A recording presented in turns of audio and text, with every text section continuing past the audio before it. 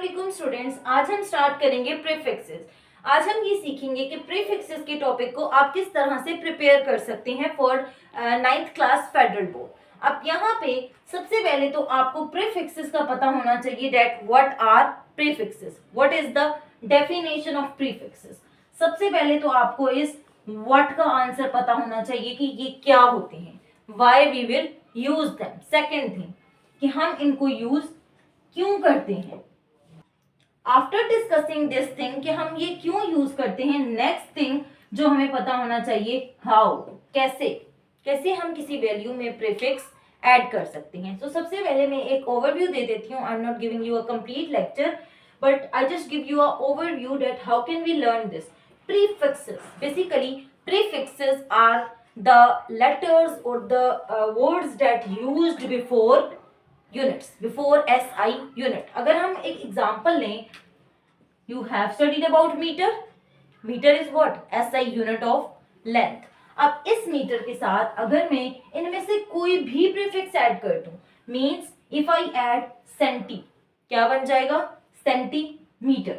Senti is the prefix and metre is the SI unit. Clear? So इसी तरह किसी भी SI यूनिट के साथ हम प्रीफिक्स ऐड कर सकते हैं। अब इसका पर्पस क्या है? अब अगर हमारे पास एक बहुत बड़ा नंबर आ जाए, देखिए आपने एक चीज ऑब्जर्व की होगी कि अगर आपके पास बहुत स्मॉलर लेंथ है तो we will measure it in millimetre, means milli का प्रीफिक्स बहुत छोटा है, दैट्स वाई हम उसके लिए मिलीमीटर यूज करते हैं।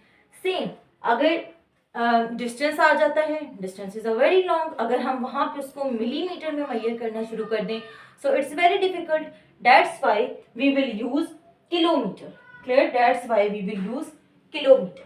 सो इन दिस वे प्रीफिक्सेस हमारी हेल्प करते हैं कि हम किस तरह से एक वैल्यू को मोर कॉम्पैक्ट फॉर्म में लिख सकें। क्लियर? अगर मैं इस सेंटी की जगह इसका प्रीफिक्स यूज करूंगी तो it's difficult to memorise, so it's better कि हम इसमें इसका प्रीफिक्स यूज करते हैं। अब नेक्स्ट क्वेश्चन की थोड़ा सा ओवरव्यू था related to prefixes. Now why का आंसर भी इसमें आपको मिल गया। नेक्स्ट थिंग हाउ, हम यूज करते कैसे हैं। तो यूज करते कहते हैं उस टॉपिक पे जाने से पहले we should know how can we learn this table, because use करने से पहले आपको पता होना चाहिए कि किस प्रीफिक्स की कौन सी वैल्यू है। जब तक आपको ये नहीं पता होगा कि किस प्रीफिक्स की कौन सी वैल्यू है, आप वैल्यू रॉन्ग यूज कर देंगे, that means your answer would be wrong. So हम यहां से स्टार्ट करते हैं। इसका तरीका क्या है? Now we will learn that how can we memorise this table, ताकि हम इसकी वैल्यूज को सही से प्रीफिक्सेस में यूज कर सकें। इसके लिए मेथड क्या है? सबसे पहले तो आपने इन सारे प्रीफिक्सेस के नेम्स को मेमोराइज करना है सीक्वेंस वाइज। क्लियर? जिस तरह से आप ABC है, हमने कैसे सीखी? We have just memorise this कि A के बाद B आता है, फिर C आता है, we have memorised it sequence. तो यहाँ हमने क्या करना है? हमने मेमोराइज करना है कि exa, peta, tera, giga, mega, kilo, same like till atto, we have to memorise कि ये सीक्वेंस आता है। क्लियर? जब सीक्वेंस मेमोराइज हो गया, it's not that difficult.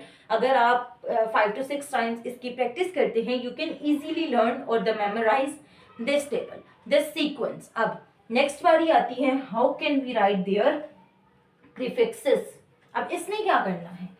Simple thing, आपने क्या करना है, देयर आर टोटल 4 इस साइड पे हैं एंड 4 यहाँ, मीन्स 8 and 8 16, टोटल 16 प्रीफिक्सेस हैं that are given in your book. अब आपने सबसे पहले तो ऐसे माइंड में रखना है कि 8 एक रो में आएंगी एंड 8 दूसरे रो में आएंगी। क्लियर? 8 की आपने 2 पार्टीशंस बना देनी है। जब आपको सीक्वेंस पता चल जाएगा सो फर्स्ट 8 आप एक रो में लिखें एंड नेक्स्ट 8 आप सेकेंड रो में लिखते हैं। क्लियर?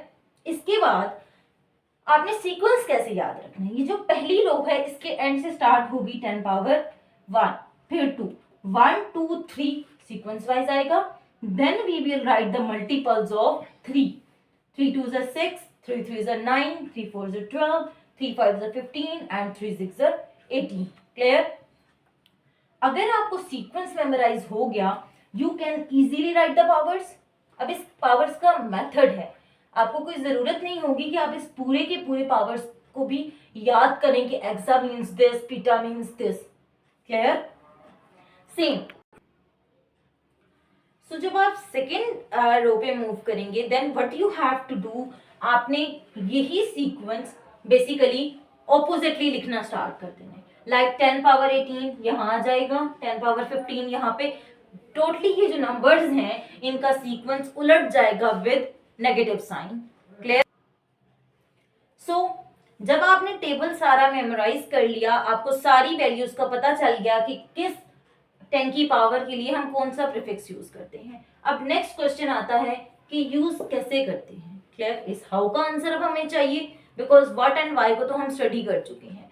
अब हाउ में बेसिकली आपको यहाँ पे 10 की पावर्स नजर आ रही है। Means what? 10 की पावर्स कहाँ आती हैं? In scientific notation.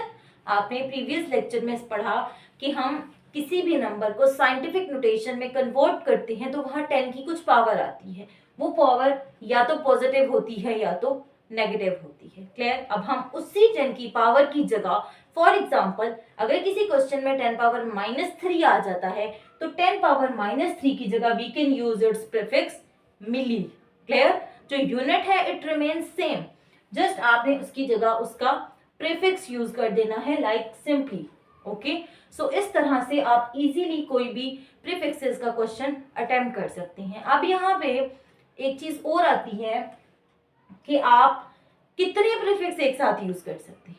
Important thing is this, कितने प्रीफिक्स। अब फॉर एग्जाम्पल एक वैल्यू आपने लिखी 3.96 मल्टीप्लाई बाय 10 पावर -4।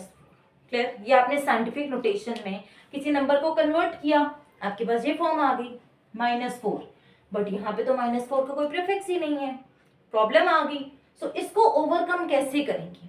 -4 को आप इसके नियरेस्ट उन नंबर्स में ब्रेक कर दें जिनके प्रीफिक्सेस हमारे पास अवेलेबल है। -3 का प्रीफिक्स अवेलेबल है, means what I can do, 3.96 10 power -3 -1 break कर दिया मैंने, then 3.96 10 power -3 10 power -1 by using the laws of exponent.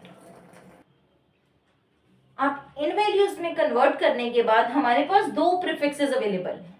10 power -3 के लिए भी प्रीफिक्स है एंड 10 पावर -1 के लिए भी प्रीफिक्स है। अब नेक्स्ट प्रॉब्लम, किसका प्रीफिक्स यूज करें? क्या दोनों प्रीफिक्स यूज हो सकते हैं? No, never. क्लियर?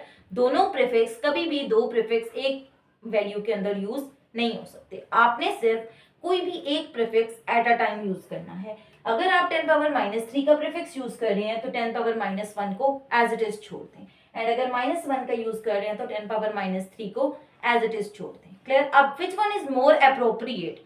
सबसे अप्रोप्रिएट क्या है कि आप नियरेस्ट वैल्यू के प्रीफिक्स पे जाएं। Nearest value is what? -3।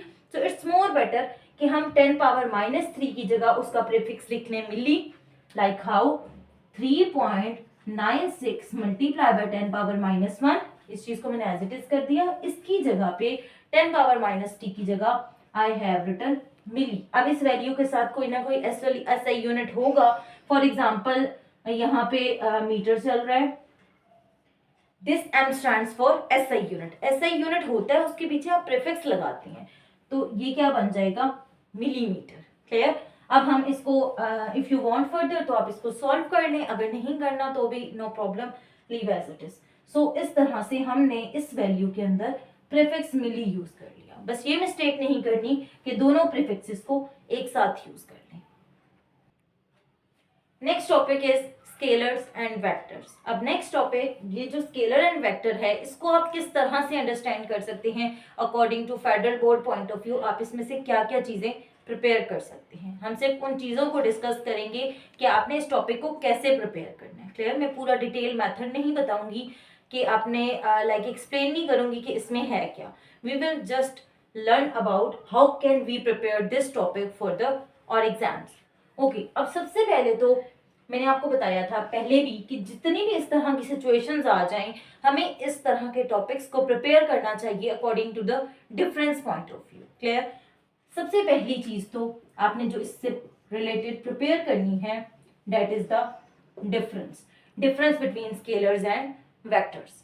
ये क्या होते हैं, उसमें इसकी डेफिनेशन भी आ जाएगी, कुछ एक्सप्लेनेशन के पॉइंट्स भी आ जाएंगे एंड और भी जो कुछ एक दो पॉइंट्स हैं वो इसमें इंक्लूड हो जाएंगे। मेनली ये कि अगर आप इसको डिफरेंस के अकॉर्डिंगली प्रिपेयर कर लेते हैं तो आपकी बहुत सी चीज़ें उसमें कवर हो जाती हैं। अब सेकेंड पॉइंट, स्केलर तो सिंपल, इसमें तो इसका कोई यूज नहीं होता, इसमें कोई चीज़ नहीं होती। अगर हम वेक्टर की बात करें तो इसके दो कंपोनेंट्स होते हैं, यूनिट एंड डायरेक्शन।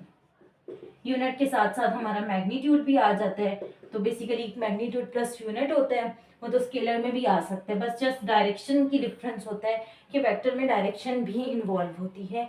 अब नेक्स्ट थिंग जो आपने इसको प्रिपेयर करनी है वेक्टर से रिलेटेड, आपकी बुक में प्रॉपरली लिखा हुआ है, how can we add vectors. एक ये कॉन्सेप्ट है।